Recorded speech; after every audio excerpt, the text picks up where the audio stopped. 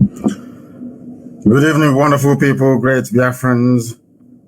Regardless of where you are listening to us from on the surface of this very planet Earth, today is the very first day of March in the year of Most High Elohim 2021. The time now is 3 minutes past 7 p.m. in the blessed land of Biafra.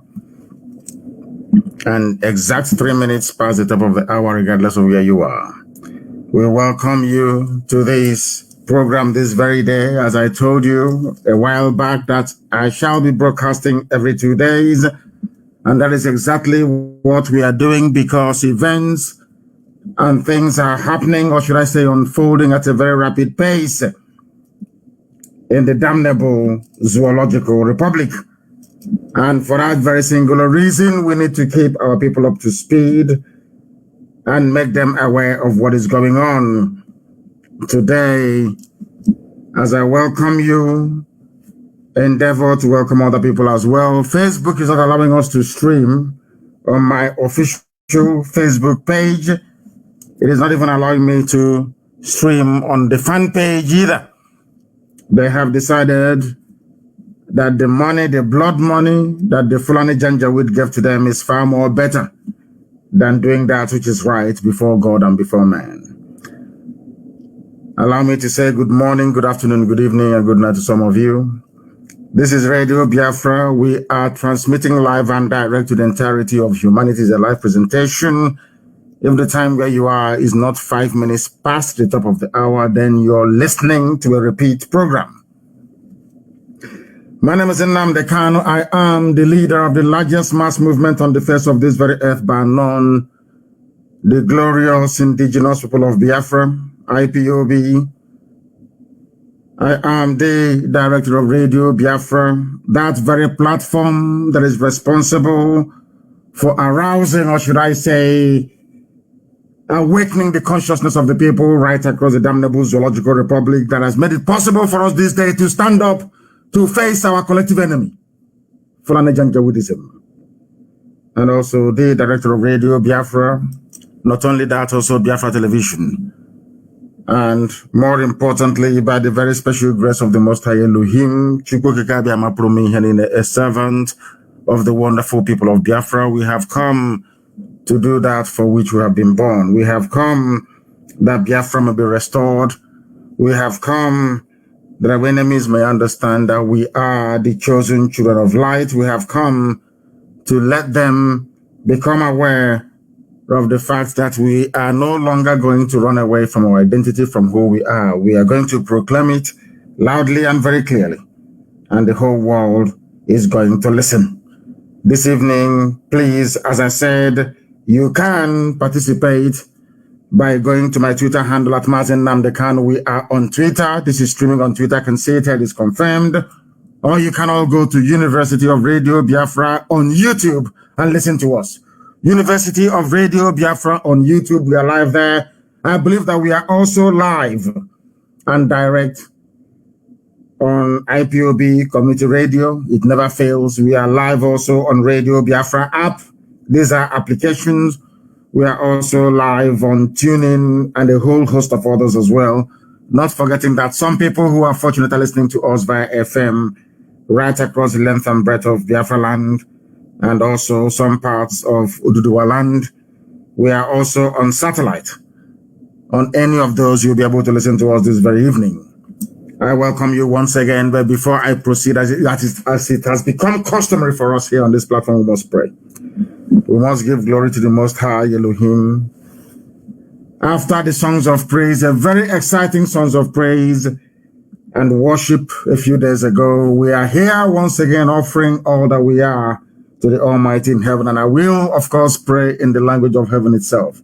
That very language with which the angels venerate, adore, and worship our Creator, our Lord and our God, Elohim Adonai El Shaddai, Tamuno, Abasengbong, Chukwokika Biamaprumihenine in heaven.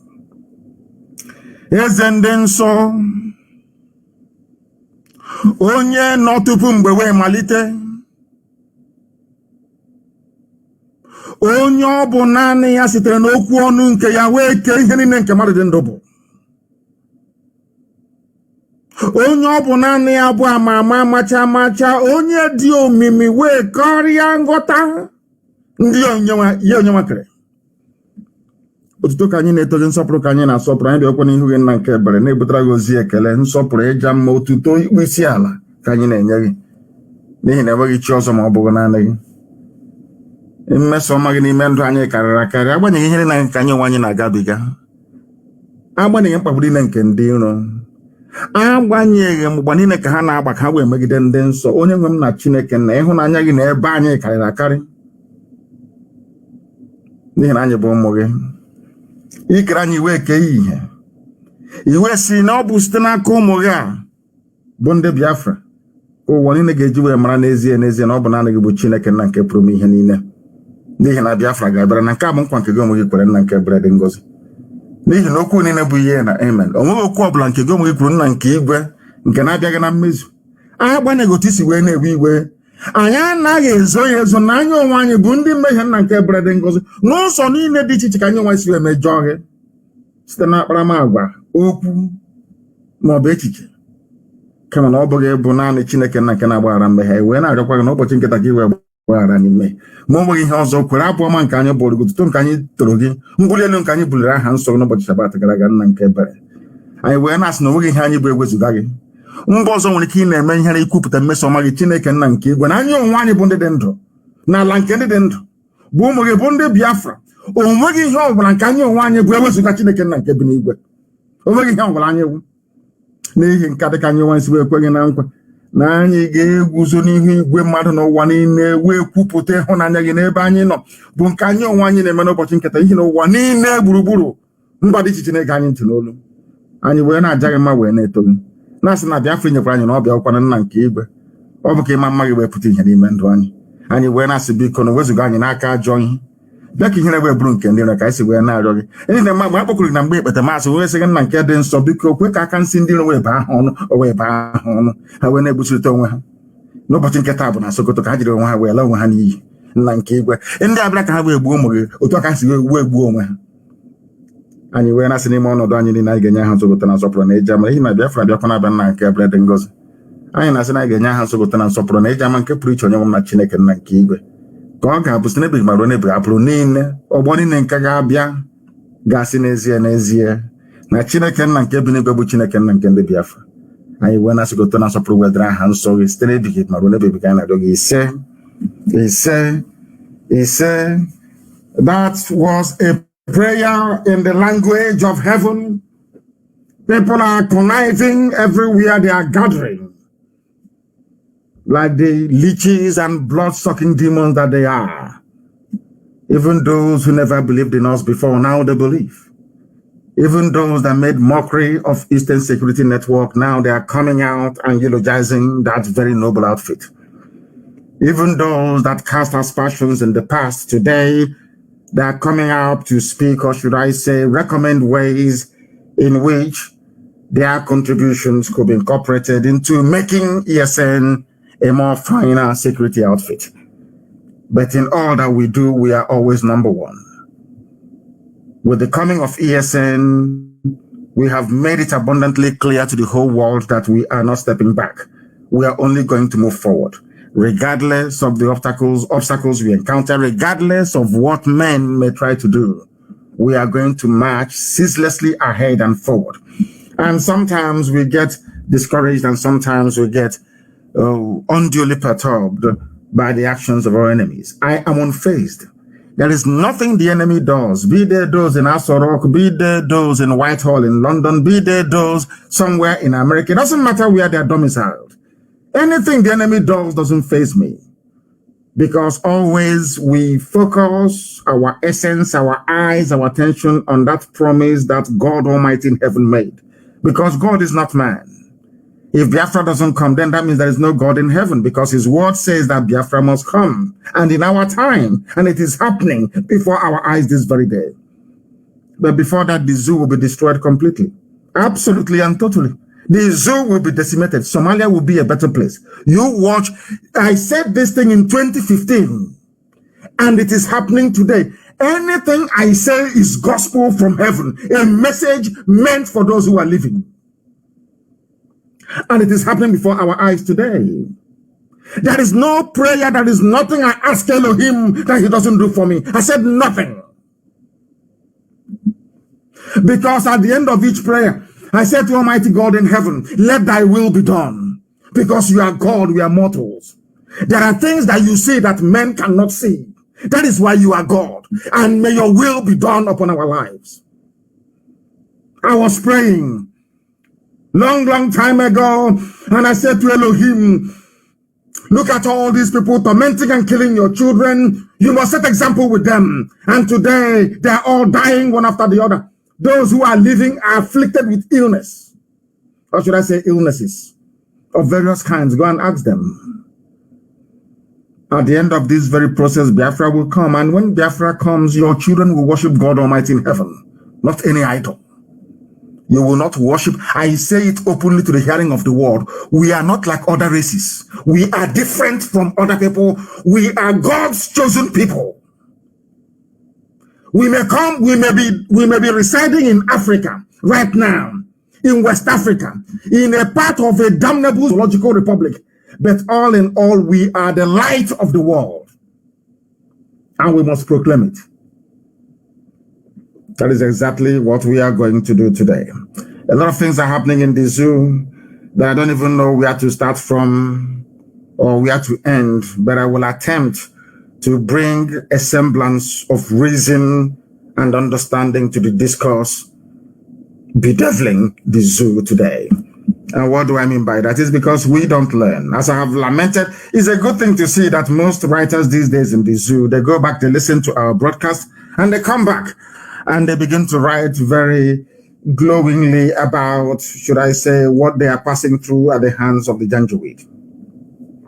But one thing struck me as I was reading, as I always do, I'm an avid reader of what is happening in the zoo. Something struck me, that it is only the Fulani people who don't actually own any land at all in the zoo, because they're not indigenous to the country. And another thing that actually struck me is that two sets of people have actually conquered indigenous people in Nigeria, one from the north and one from the south, from the sea. They all came with their own religion. Very, very interesting.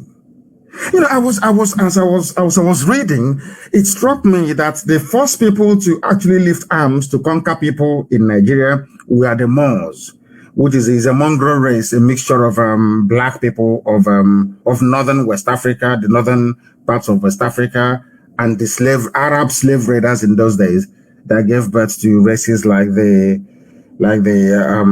Moors, not the Tuaregs, the Moors, and now you have the Fulani as part of them. They came to conquer. They conquered the Hausa people.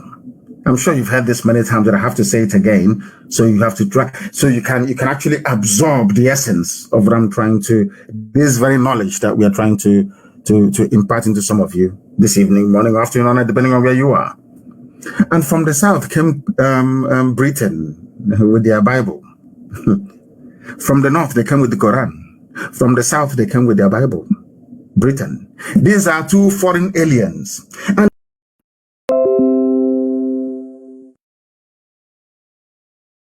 stop tagging everybody from even the Janjaweed come north as Fulani, because they're not.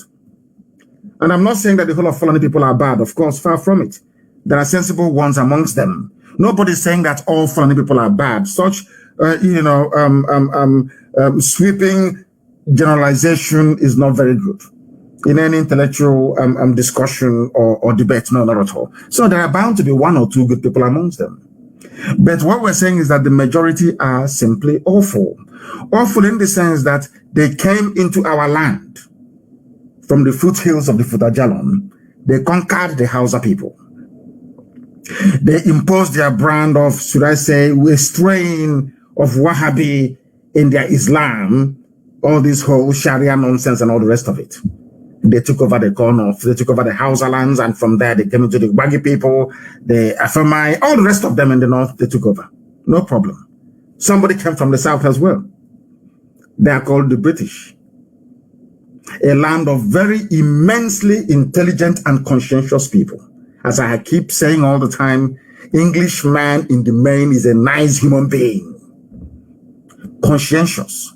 They were the ones who stopped slavery. They actually had to come to Africa to stop us from selling ourselves. English people. They are the ones that founded the East Coast of America, that said no to slavery. Slaves were running away from the South and coming to the North, where, of course, English value system predominated. They believed in freedom. But there were some pirates, so to speak, that came from England. They came from the South. The only thing that they came with their guns and their sword, they also had the Bible with them. I wouldn't call it the Bible, but I'll call it the New Testament. They brought it with them as they were coming.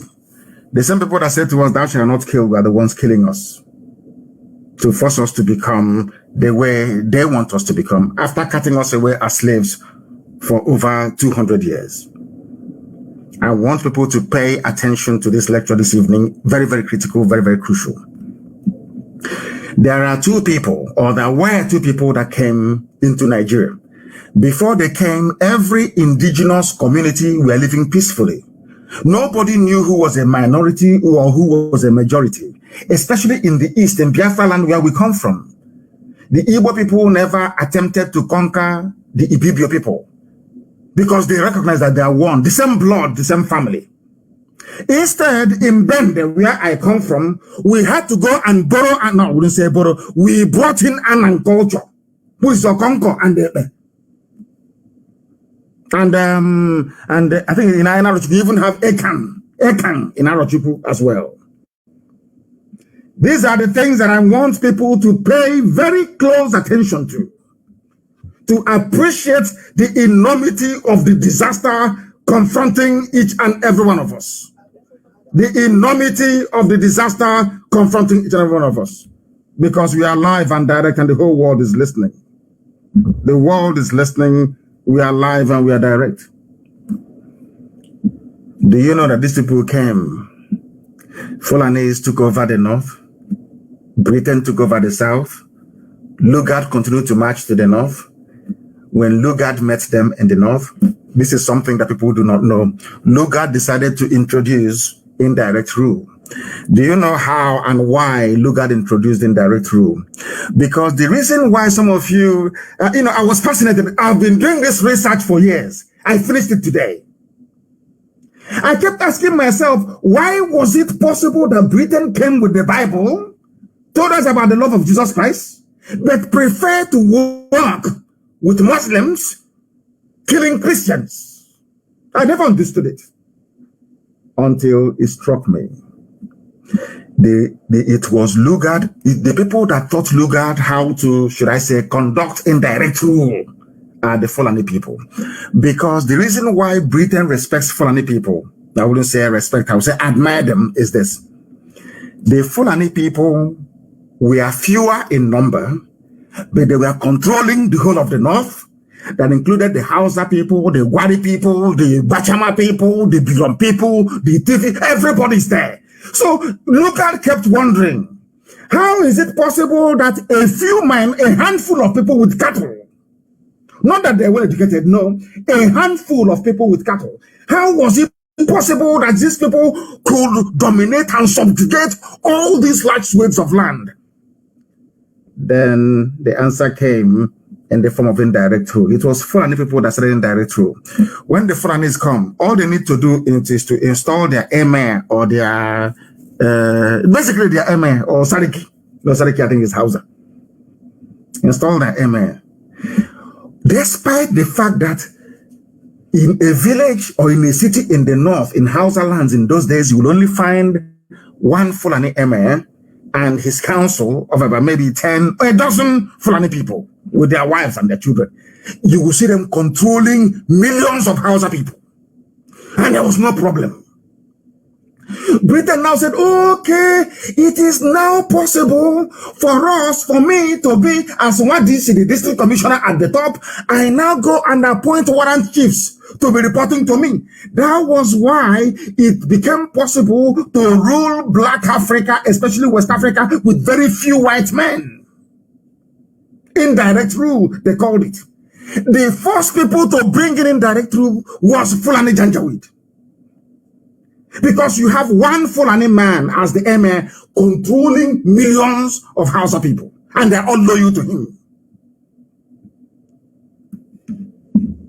That was how indirect rule came in. So Britain now found a natural ally in Fulani people, a natural ally.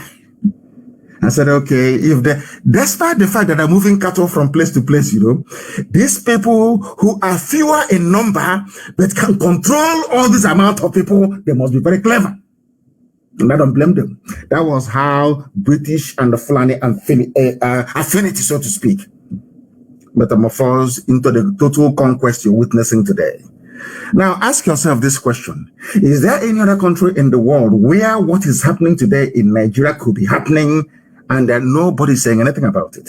Remember, I told you many years ago, and as I'm always very fond of repeating, I said to you that the Fulani Janjaweed, they have over $30 billion in their war chest to keep Nigeria warm for their total domination. Some of you thought I was joking. Now, ask yourself this question. How come Bloomberg hasn't covered what is going on? How come CNN doesn't report the daily killings? Once in a while, they say, oh, school children were abducted.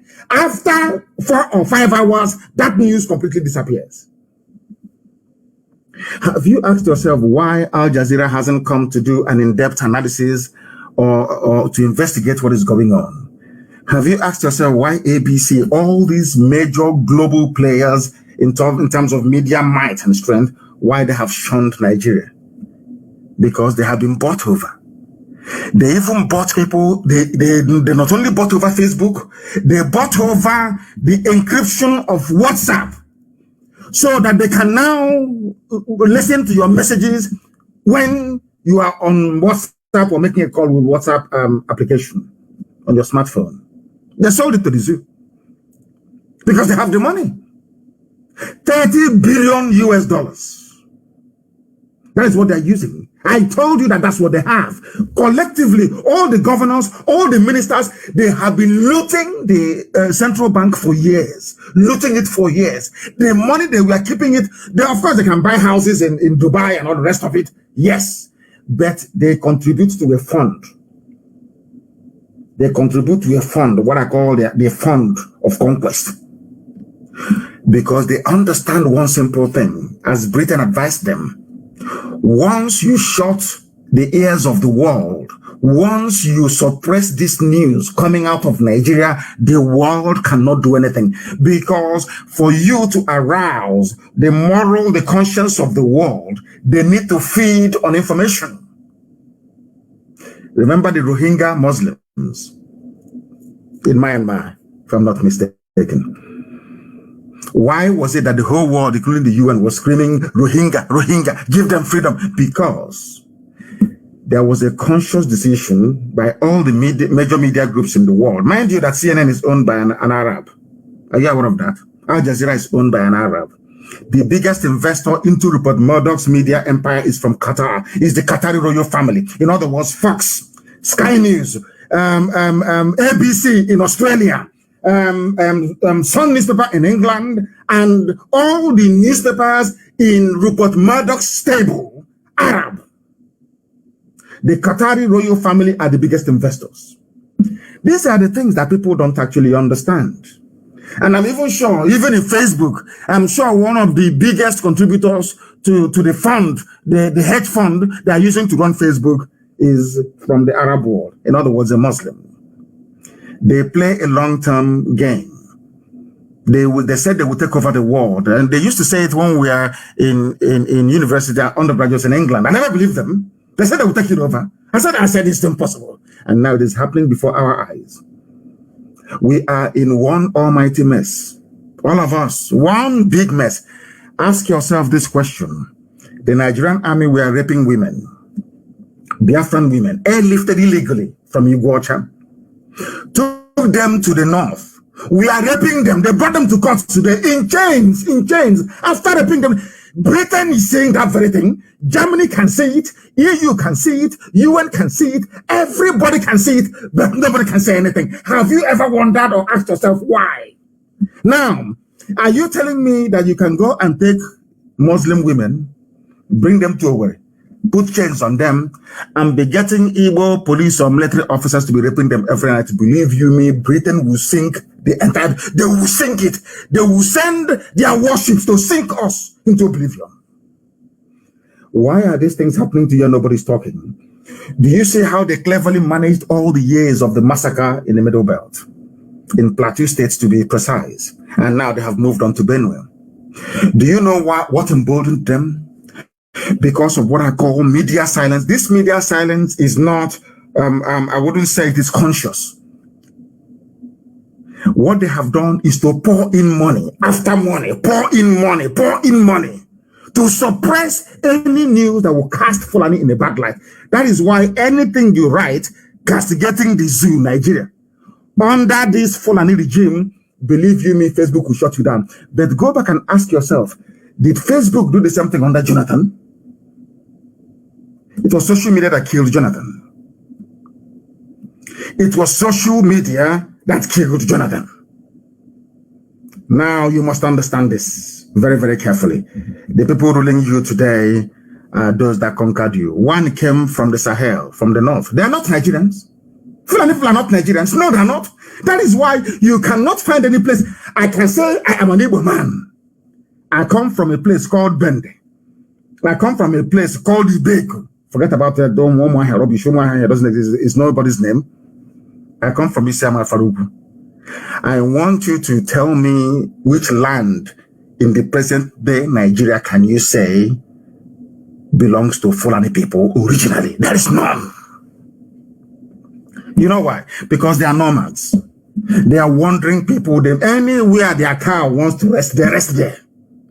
But when Britain came in and found out that Fulani can control millions of Hausa people, only one Fulani man, one MA with 10 people controlling millions of people, they said, okay, what you're doing is very good.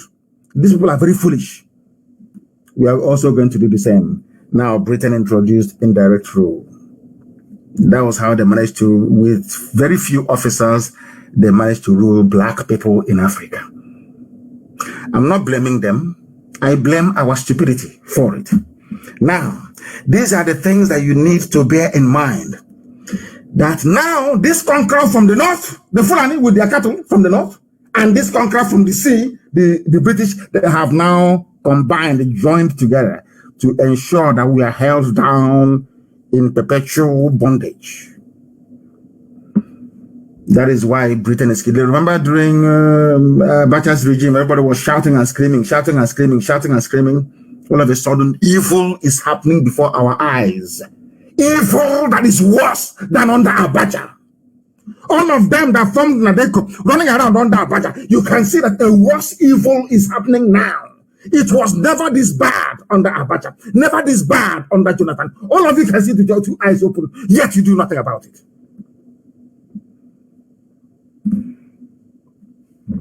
Unbelievable. There is no place that you can say that the Fulani people come from. They've been very clever over the years. Babangida, all the rest of them, who have all the military rulers, you know, they will give Fulani 80%, they will give you 20%. Fulani 80. But now, since 2015, it's 100% Fulani. You can do nothing about it. And on top of, because they know they're running out of time. They only have 2 years to complete their game plan. Their master plan, only 2 more years. You know, all these Fulanis, these Janjaweed, these terrorists and rapists, bandits are saying in the forest, their plan was to unleash mayhem in 2022. That was their plan, to take over our land in 2022. It was the coming of IPOB that stopped them. What we now did was to make them hurry up and do that thing that they wanted to do in 2022, to hurry up and do it now. That is what they're doing. That is why they said wherever they are is their land, because they have no land. Sokoto is not theirs. Sokoto is Gobe, is a Hausa land, not their own. Ask Fulani, where do you come from? If he says I'm from Sokoto, ask him, where does your grandfather come from? Where does your great-grandfather come from? Where does your great-great-great-grandfather come from? They will disappear. They're from Senegal or from Gambia. They are not the children of the soil. That is what Facebook doesn't want to hear. That is what our enemies do not want to hear. That is the truth. That is, it doesn't, we are not preaching ethnic hatred for anybody, no, but that is a fact. That is a fact. And here, we must preach it, and preach it uncompromisingly. There are a lot of people who are suffering and dying today, and I'm very sorry to say that school children were kidnapped, that people are dying all the way in Sokoto. Sokoto had their own share today. Bandits came. And when they asked the bandits, why are you doing what you're doing? I read an interview. They said, because we have no education. We have no future. No education and no future. Which means that you either kill them or they will continue to fight for whatever they think that they believe in. And heaven knows, because I don't. Whatever they believe in, I have no idea what it is, but it is all to try to conquer you. My appeal tonight to all the indigenous populations of Nigeria, by which I mean all the ethnic components that make up Nigeria, is this: don't allow what happened to Hausa people to happen to you, because you will lose your land, and they are not going to stop. It is in the DNA of the Janjaweed, Fulani Janjaweed, to continue to conquer people. It is in their DNA. They cannot help it. They can't help it. That is who they are. It's in their brain. Every other place they've driven them out. Ghana drove them away. Every place they have driven them out. It's only in the zoo. Why? Because Britain understands it is only in the zoo that they have a sultanate worthy of mention, which is the Sokoto Caliphate. That is why it is the headquarters. And that is why all of us are suffering. That is why many people will die. I'm very sorry to say, many will die until we come to our senses to realize that we have no other place, or we have no other option than to stand and to fight. The Islamic jihadists came from the Middle East, or should I say from the Sahel, with their guns and Quran. Britain came from the sea with their guns and Bible. And together today, in Britain and in Fulani Janjaweedism, the Quran has now met the Bible. The Quran is married to the Bible now in the zoo. That is why you have mayhem. That is why you have a failed state. That is why you have bandits roaming about freely. That is why you have a very disheveled and very dirty-looking idiot gain national prominence. Somebody who is a bigot. Somebody who who has a conquistador mentality. Abubakar Gumi, whatever his name is. These are the people now taking center stage. Miyetti Allah can come, the fourth largest terrorist group in the world, can come out in the open and tell you that they are the ones running the presidency. If you don't give us your land, we will kill you. Ask yourself this question: how did we get to where we are today? We got to where we are today because of complacency. We got to where we are today because of our foolishness. We got to where we are today because of envy, greed, and jealousy amongst ourselves, not against our enemies, not at all, no. We got to where we are today because we don't allow people who are natural leaders to lead. Remember when I told my Yoruba friends and brothers that what happened to Biafra will happen to everybody who supported the war against Biafra? I think I did mention this a couple of days ago. And some of you felt that it was a joke. Today, do you know that there are Yorubas who are refugees in Benin Republic? Yoruba people are refugees in Benin Republic. They ran away from their land. With the exception of one or two publications, the rest are not writing about it because it's shameful to them to say that a very proud and courageous race like the Yoruba are being driven away from their land, but that is the truth. The Fulanis have driven Yorubas away from their land. They are refugees in Benin Republic. Am I lying? It's there. Now go try and search for it. Go and Google it. Go and Google it, you will see it. Did I not tell you? Did I not warn you? I told you these things. Everybody who ever supported the injustice against Biafra, you will suffer the same fate. You will suffer it. All across the north, all across the far north, there are refugee camps called IDPs. The middle belt is gone. They've taken it. Now they have gone to Yoruba land. They have driven Yoruba people away. That is the truth. Into Benin Republic as refugees. Now, when you consider all these things, how other ethnic nationalities are under heavy siege, then you will begin to appreciate the work that IPOB has been doing for years. You see, what they are today doing in Oyo and Ochun and all the border states between Benin Republic and Nigeria, these are Yoruba territories. They wanted to do in Ebonyi. But we started fighting them long time ago. I never told you. We were fighting long time. We started to fight them long time ago. For nearly 3 years now, we've been fighting them in Ebonyi State. And I kept saying they want to use Ebonyi as their bridgehead. Then from there to launch attacks everywhere. We said no. We've been fighting and dying in Ebonyi State for nearly 3 years before ESN was formed. Because we see things that mere mortals can. We see far. We see years ahead of every other person. Because we managed to hold Ebonyi State. That is the reason why people from Ebonyi have not fled to maybe Cameroon to go and seek for shelter. The same way that Yorubas are today in Benin Republic. Very shameful. Very, very, I have to say it is very shameful. The whole Yoruba race. Very proud. Their people are in Benin Republic. In refugee camps. They are begging them to come back. They're saying, no, we cannot come back. You cannot protect us. Because Amotekun was politicized. They allowed their politicians to be in charge of a security outfit. Something that is not done anywhere in the world.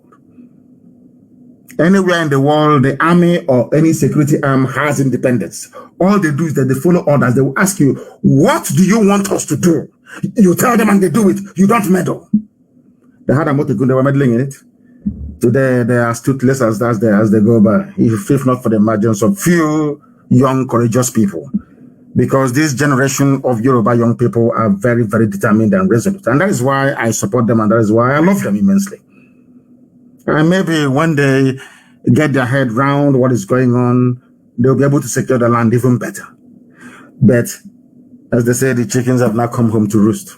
I warned you. Did I not say that you will experience refugee crisis? Is there no refugees are there no refugees? I have to be grammatically exact. Are there no refugees today in your land? They are running to Benin Republic. And people still have the temerity to wake up in the morning and mention Nigeria in the same breath as you mention other viable nations. What an insult. Is Nigeria a nation? Some people are in IDP camps in Cameroon, in Chad, and in Niger. In the West, some people are in IDP camps in Benin Republic. And you're telling me that you have a country. You're telling me that Nigeria is your country, is a place to be proud of. And I'm saying, you people don't have any shame. You don't have any shame. You do all this nonsense and there is no shame at all in you. It has never crossed your mind to think carefully and very hard where the zoo is headed to. Some of you talk about restructuring. It's not too late, isn't it, for restructuring? Is it not very clear? It is now coming to that thing that we saw before and told you only disintegration can save you. If you belong to any ethnic group in Nigeria, I don't care where you come from, you could be from, I don't know, you could be Jokun, you could be maybe Wari, any group you are in, listen to me very carefully. And as I'm speaking, please write it down for posterity. Tell your children that's what you heard Nnamdi-Kanu say on Radio Biafra. If you are any member of an ethnic group in Nigeria, not Fulani, because Fulani people, they are not, should I say, indigenous to Nigeria. If you support Nigeria to be one, you have signed the death warrant of your ethnic group. Allow me to repeat. For those who did not go to school, for those who are afraid of reading, for those when history is mentioned, they run away. In the northern part of Nigeria, you have more ethnic groups than you have in the south. In case you don't want to get your head around it. The reason why the other ethnic groups in the south are more prominent is because there was no wholesale conquest, especially in the east, as the Fulanese and the with their slaves, the Hausas did in the north. If some people are saying, oh, without Nigeria, we cannot survive. We will be no, you are making a very grave mistake. Without Nigeria, you can survive even better than you are today, because in Nigeria, you're going to die. They will take your land and you will die. Britain needs Fulani to be in charge of the oil in perpetuity. And Fulani being in charge of the oil, the deal they struck with Britain is very clear. Allow us to take as much oil and as much gas as possible. You can do whatever you like. And that is why Britain cannot speak today. Never, they will never speak. Never. If you like, come out in front of the British High Commission in Abuja, slaughter everybody there. Kim, you will not hear from them. It's a deal they struck.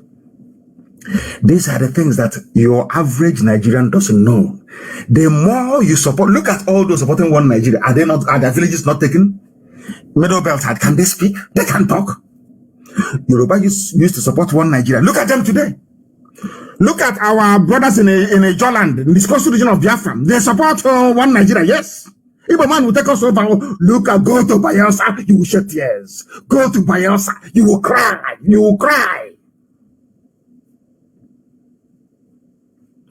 The more you believe in one Nigeria, the more you place your entire race at risk of oblivion. They will be obliterated because the Fulanis are bringing even more people. And they're not now beginning to confess that they brought in all these people to fight a war. Should Jonathan win? Is in the open. Who pressured Jonathan to concede? The US ambassador to Nigeria then.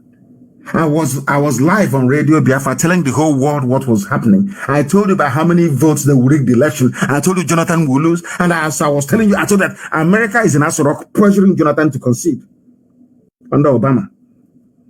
Today, the same thing Obama did in Libya. The zoo called Nigeria is heading towards the scenario you have in Libya and is on autopilot. Not even, it has lost brake. The brake has failed. It's like a wild express train on a track to destruction. The brakes are no longer working. There is nothing you will do now to save Nigeria is gone. The only other option you have is orderly disintegration. Orderly. All of you shouting your restructuring and all that rubbish, channel all that energy now into dissolving the zoo that Britain put together and hand it over to the Janjaweed. That is the only way you can survive, because they know if power leaves the north and comes to the south in 2023, they know they are finished.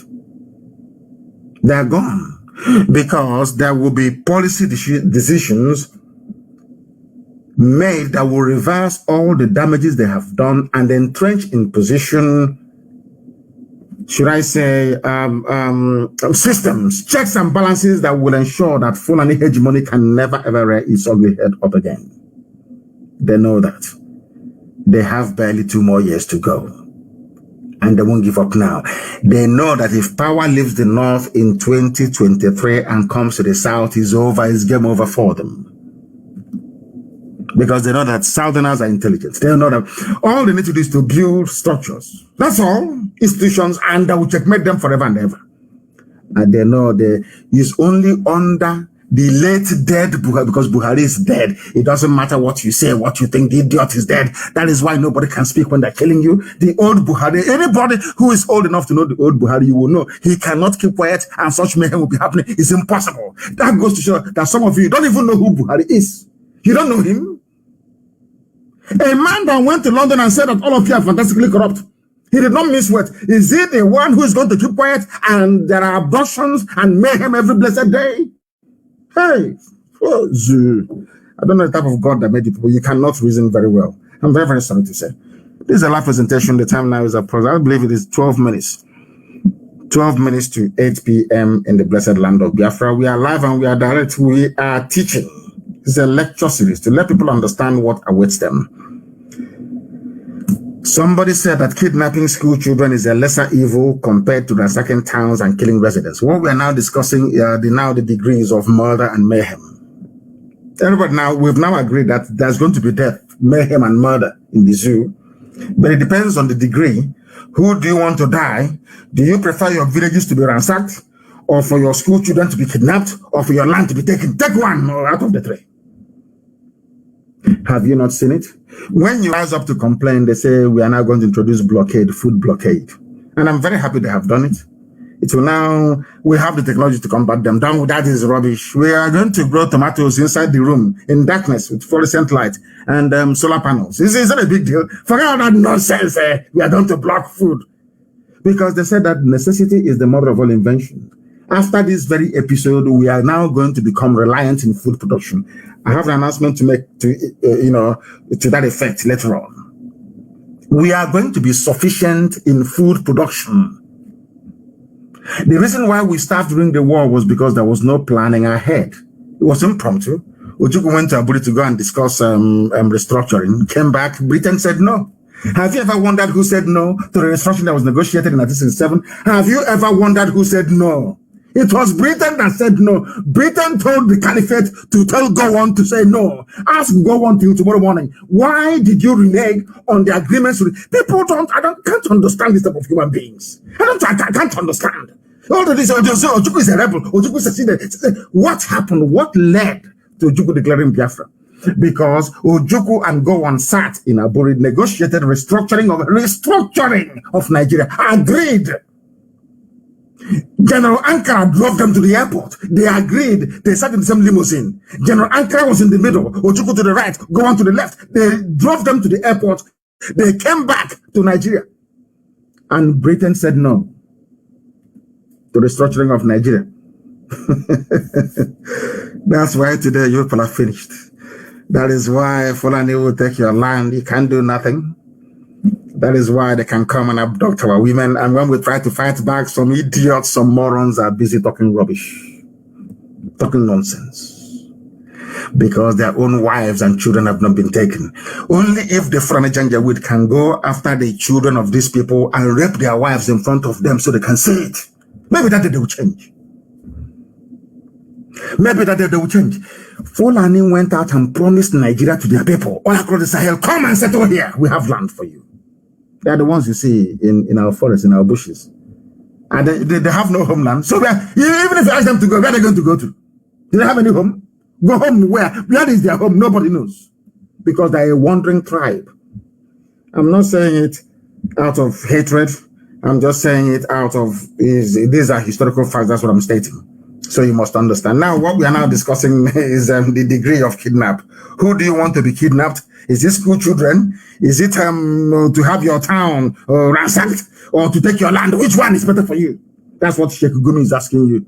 Sheikh, a complete idiot. These are the people that give the impression that Nigeria is an Islamic country and all of you are shouting one Nigeria. You are not a Muslim, you're shouting one Nigeria. You are Yoruba, you're saying one Nigeria. Igbo, Ejo, TV, all one Nigeria. Everybody one Nigeria. You don't know that in the eyes of the world, you're a Muslim. You don't know that before? This was the same idiot Gumi that said over his dead body will a Christian ever do Nigeria again. That is why they're angling for Tinubu, because Tinubu is a Muslim. Don't you know that? Who's going to stop them? Now, even the so-called Christian Association of Nigeria just throw, they're like chickens, just throw them some corn. They start squabbling amongst themselves. Just to slaughter them. Christian Association of Nigeria, one of the most hopeless and idiotic groups I've ever seen in my life. The most hopeless and idiotic group I've ever seen. Christian Association of Nigeria, my foot. Mad people everywhere.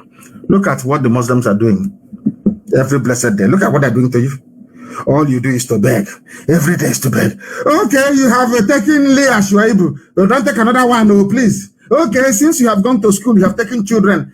Please don't release them now. Don't take another one. And they went to Kwara State and they said that hijab is compulsory, even for Christians. They said, oh, please, leave them now. You make them prone to kidnappers in a secular country, in a secular state. Some of you don't know the meaning of the word secular. Secular means removed from religion. But in Kwara State, they are saying it's compulsory. You must wear hijab, even for Christians. And all of you are not ashamed of yourselves, calling yourselves Nigerians. You people cannot reason. When I said he's a soul thief, you are a fool. One would have be rude to you. You are a complete idiot. One would have be rude. You are a fool. You have refused to reason. Nigeria is a secular state, which means that religion has no role to play in the governance of the people. But in Kwara State, they said Christians must wear hijab and all that useless and foolish Christian Association of Nigeria did this. Say, oh, please now, it will make them susceptible to kidnapping. This Bible Britain gave to us, New Testament. That is where lies our idiocy and stupidity because of the way we read it. But there's a part of the Bible that I love so much.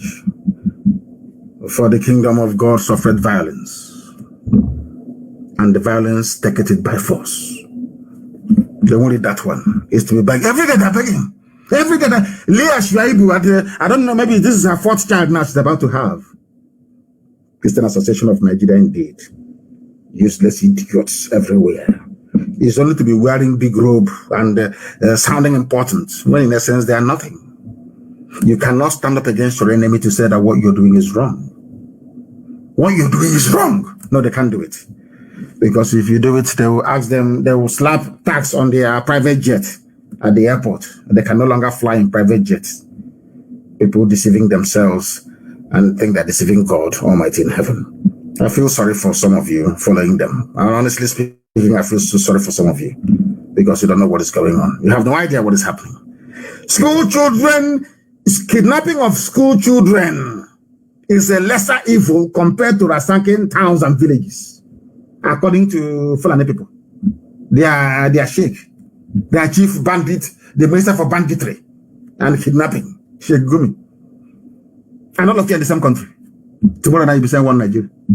Do you see as the days roll by, do you see how foolish you are beginning to sound, some of you? Still defending one Nigeria. Do you see how idiotic? You know, when you even sit down to say, our country Nigeria, don't you feel ashamed of yourself? When you sit down to utter those rubbish words, I'm a Nigerian, you don't feel any shame inside? And of course, you're black, you won't feel any shame. In this UG, we have no shame now, so you won't feel anything. Fulani came from the north, Britain from the south. The two people now running your lives in the zoo, none of them is indigenous to the place. But our stupidity has made us very prone and open to be turned left, right, and center. Unbelievable. Anyway, I thank Chukwu Kikabiama for the praise and worship we offered him a few days ago. Not minding that some people took the mindset of nightclub and came to worship Elohim. I saw some videos, people were moving as if that they were dancing to flavor music or to Fino.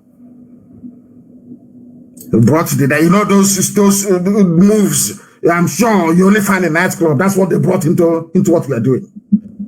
And I prayed for them that next time when we have songs of praise of this sort, that they can dance in a very right. Of course, all of them that brought in their videos,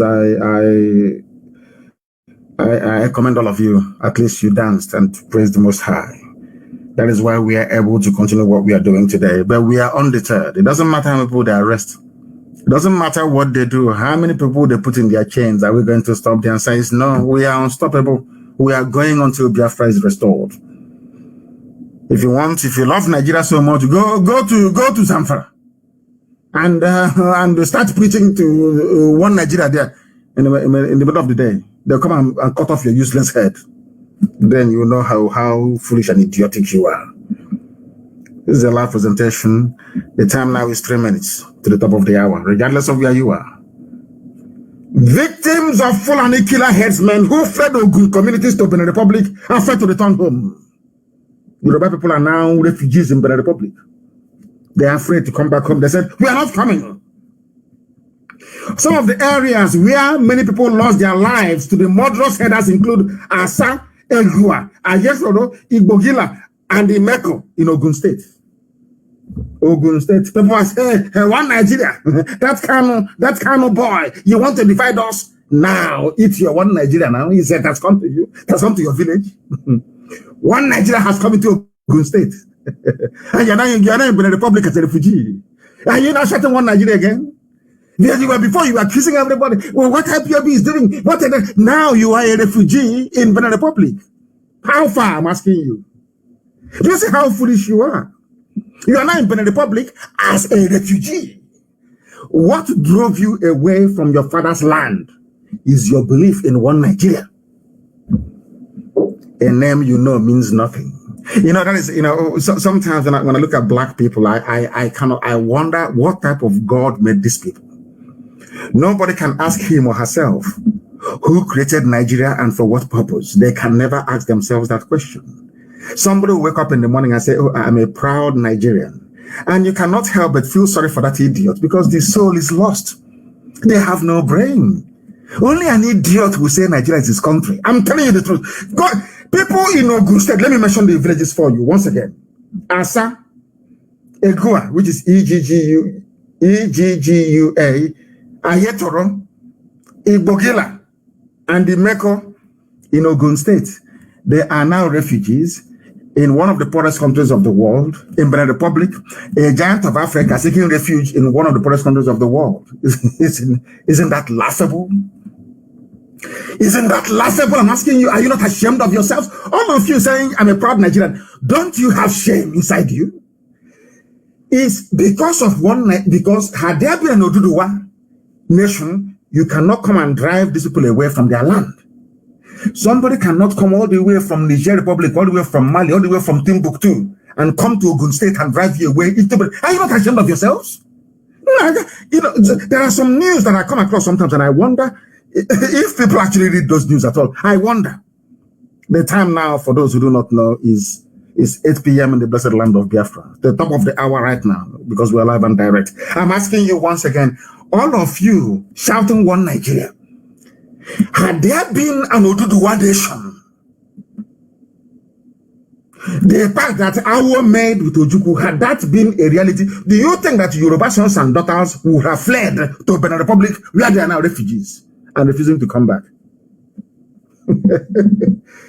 Lord have mercy. Lord have mercy.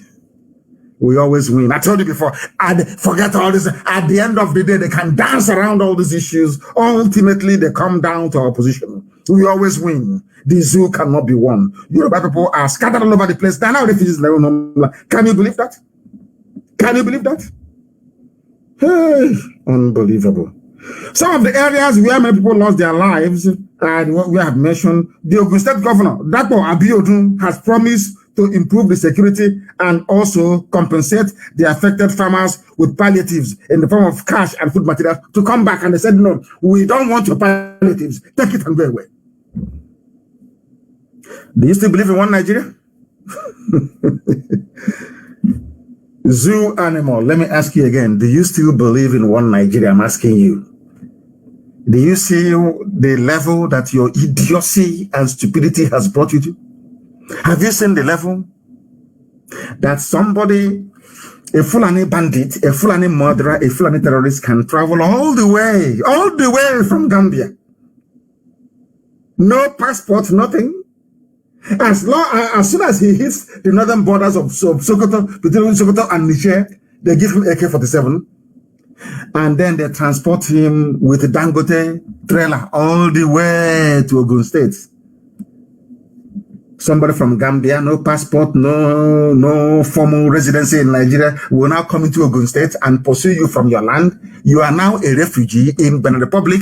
Somebody from Gambia is now in your village.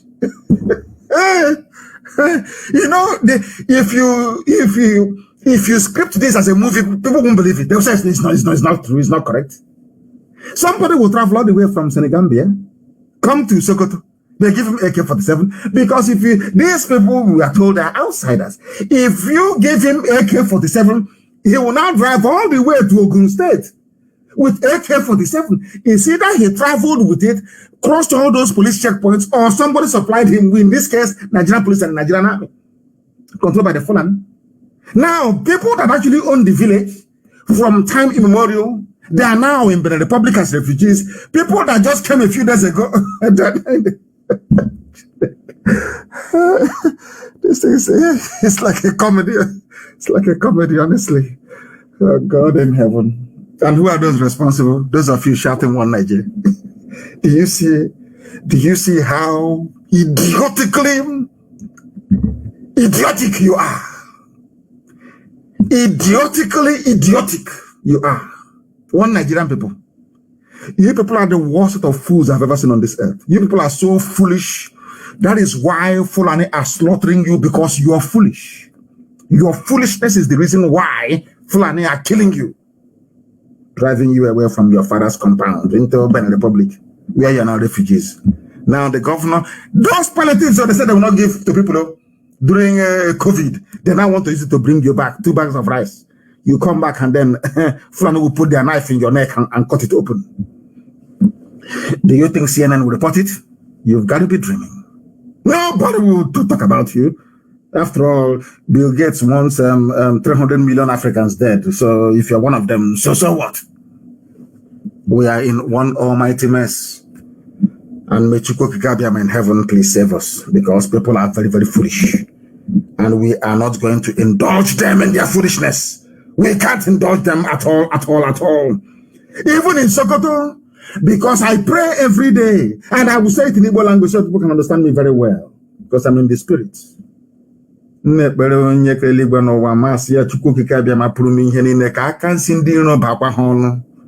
That hand with which they pulled that AK-47, may they use it to turn the same AK-47 against themselves. Let that hand they have used to poison your children, may they unwittingly and inadvertently put it in their mouth, that they too may become poisoned. That is why today I gladly report that there was a successful bandit attack.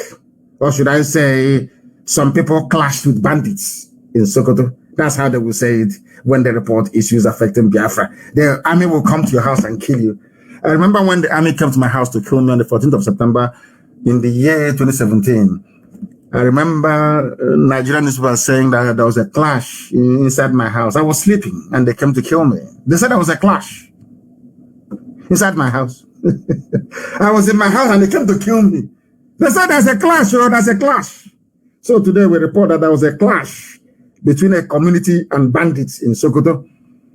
And these bandits, they stormed the village with sophisticated weapons and opened fire, killing a lot of people at a place called Amarawa community in Ilela, local government area of Sokoto State. None of these names are Fulani sounding names. These are indigenous people, maybe not even Hausa, because they believed in one Nigeria. That is why a Fulani criminal can travel all the way from across the Sahel, come into their village and kill them.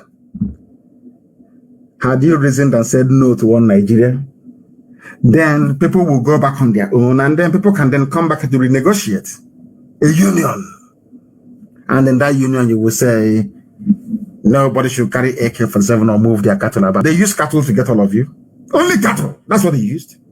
It's a way of life. It's a way of life. Leave us to grace, to grace. That was how they entered you. You understand that? That is how it is. That is how it is. Very, very sad indeed. Very, very sad indeed. It's so disheartening that people have refused to learn, not reason. Gunmen suspected to be armed bandits have attacked a Marawa community in the local government area of Sokoto State, killing at least 10 persons dead. Why are they dead? They believed in one Nigeria. And I'm sure there were some of those fed the rubbish. What Nnamdi-Kanu is saying is bad. He's to bring war like one idiot. Just to be also talking rubbish. Absolute rubbish. The day they will cut off his head, I won't send any condolence message. Why are you being killed in Nigeria? Have you ever wondered why Fulani is taking your lives over? Because you are in one Nigeria. If you are on your own, nobody can come in. You issue visas. If you say don't come in, they cannot come in. But you prefer to live in ignorance and cowardice. And that is why what is happening to you is happening to you. Very, very sad indeed. Extremely sad indeed. I have gone past, I said I will be here for only 1 hour.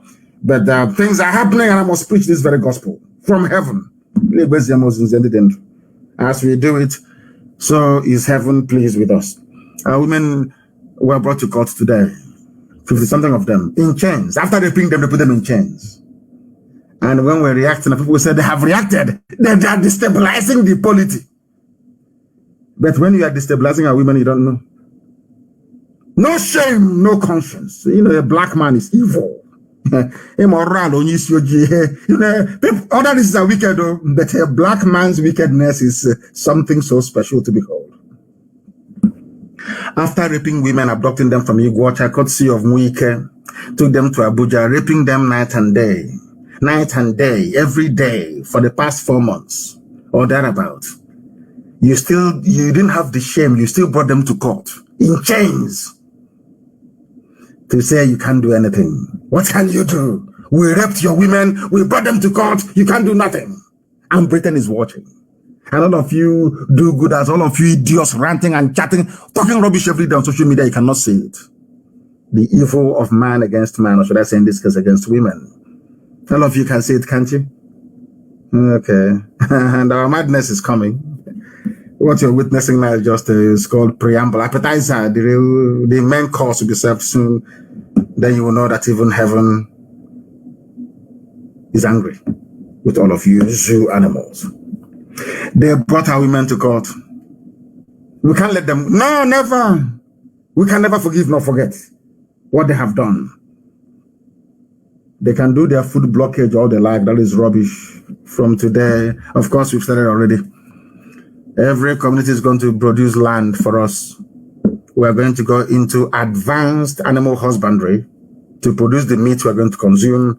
And also we are going to go into intensive agricultural practices to grow the food that we need as a people. Like what they call a vegetable garden, which is like onions, tomatoes, carrots, lettuce, cabbage, and all the rest of it. Nsukka will be a haven because it can be grown there. Also, Ebonyi State, we are going to produce our own food. Starting from tomorrow, the order has been given. A section of our people will go into the bushes and start clearing it and try farming. We are going to farm to produce what we are going to eat. It's a very good thing that actually started this blockade. I love it very much. So we can look inward and tell ourselves the bitter truth that Nigeria can never, ever be won. The bugging technology that the zoo has acquired, we must take very seriously. They can now bug WhatsApp. And I'm telling all of you, if you continue to use your WhatsApp or your old phones, all the principal officers in Biafra land, listen to me very carefully this evening. Every principal officer in Biafra land, listen to me very carefully. See that phone you're using, I don't care how much it costs. I want you to open that phone tonight. Take out the battery, take out the SIM card, use hammer or whatever to grind that phone into a pulp and bury it. The SIM card, the same thing. Do not use it. I don't care how expensive the phone is. Don't give it to your brother. Don't give it to your sister. Never destroy it, because with it, they can track your location. And if you're going to go, I have asked all of you to go back on Signal. After tonight, if you call me on WhatsApp, you can never get me. We must go on to Signal from tonight. We are developing our own communication platform. It's coming out very soon. We want to make sure that all the safety features are in place, because once it comes out, the interest that represents all these other platforms will attack it. So we want to make sure it's as robust as possible. And once it comes out, it becomes compulsory and mandatory for everybody to be on it. If you are on WhatsApp, you will be arrested. If you remain on WhatsApp using your old phone, some of you are fond of calling each other direct line. Nah, suicide.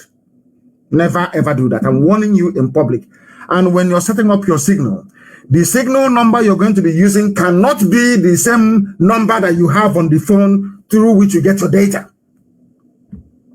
I repeat, the Signal number you're going to be using or Telegram cannot be the same number as the SIM card inside your phone.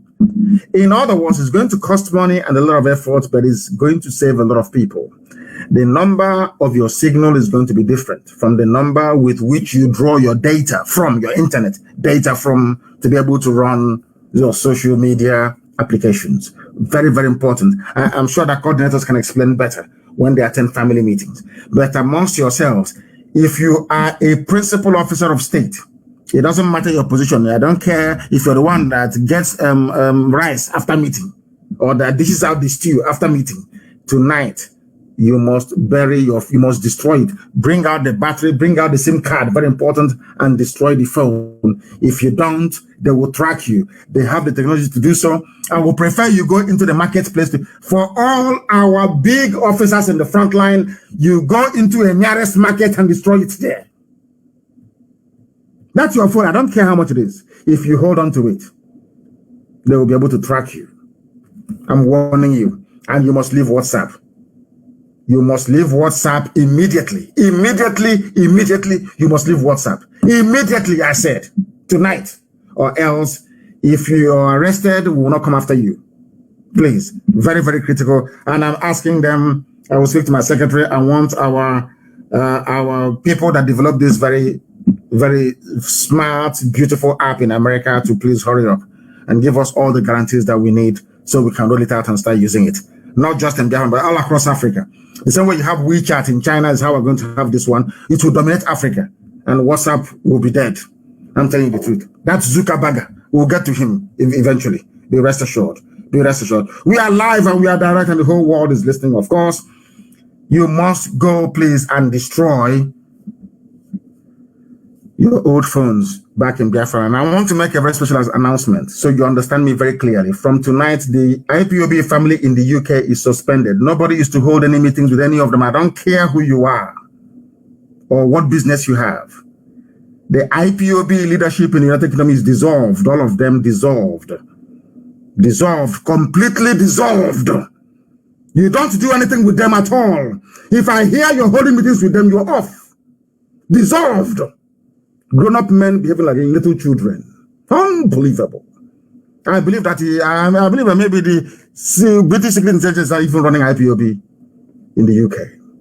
All of them, from top to bottom, useless, disgraceful, and very shameful, behaving like a bunch of rats in a cage. These are supposedly decent men and women behaving, and I'm thinking, I don't know what they fed to them.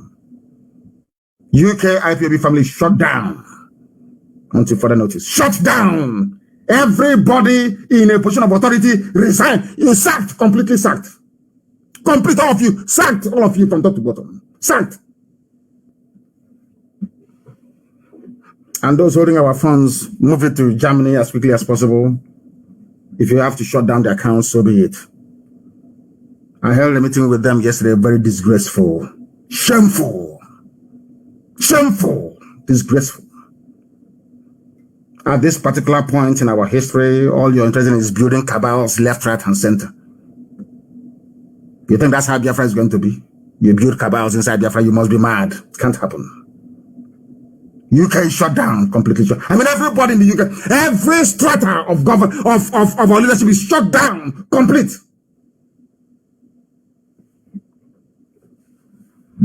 We have come to the end of our program this very day. And we also held a meeting yesterday in the USA. And those things that we said is how it's going to be. That is how it is going to be. All our finance officers held a meeting yesterday in the US. That's how it's going to be. Those things we said are final, not subject to any change. I thank you all very much for listening.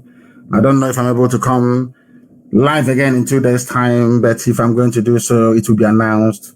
I thank you all very much for listening this very evening. Prepare to go and do intensive farming. And we want somebody, our people in Argentina, please. We need, we want our cattle to look like those in, of course, we have our own local cattle or local cow, so to speak. We want to crossbreed it with the ones that we have in Argentina. They make very fine beef. That's what we want to grow in our land, and I want it to start by tomorrow morning. People must raise their land. All those idiots, all those stupid, mad people everywhere, giving land to Janjaweed, give it now to us. We are going to farm intensively to provide the food that we need to eat. Janjaweed can take their food and stuff it up their backside. That is their business. I don't give a damn. From me, from here, I thank you all for listening. And as always, everything we say is out of love and concern that you may all be better. For those of you who believe in the zoo, when your village is taken, I'll be here to announce it. I thank you all for listening from me from here. Good evening.